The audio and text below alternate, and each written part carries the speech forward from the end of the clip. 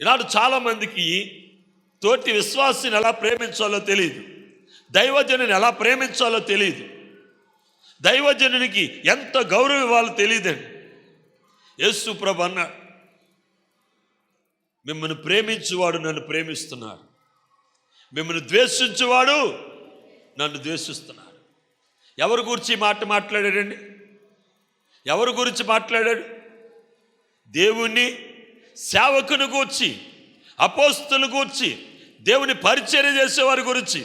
నువ్వు తల్లి అవ్వచ్చు, నువ్వు తండ్రి అవ్వచ్చు, నువ్వు తోబుట్టు అవ్వచ్చు, కానీ దైవజనునికి ఇవ్వాల్సినటువంటి ఘనత దైవజనునికి నీవు ఇవ్వాలి. దేవునికి స్తోత్రం.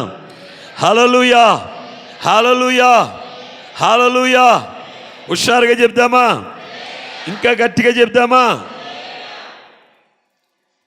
ప్రియమైనటువంటి వారరా, ఇతని ధర్మ కార్యాలన్నీ కూడా దేవుని యొద్దకు చేరిని.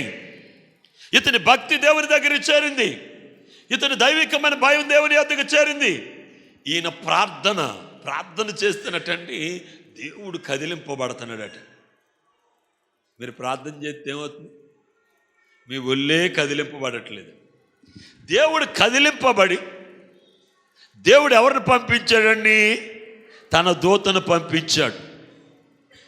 ఆయన కదిలింపబడకపోతే దూత వచ్చి ఉండేది కాదు కదా. దూతకు పంపించాడు.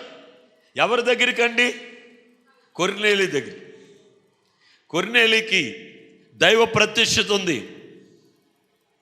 దేవదూత ప్రత్యక్షత ఉంది.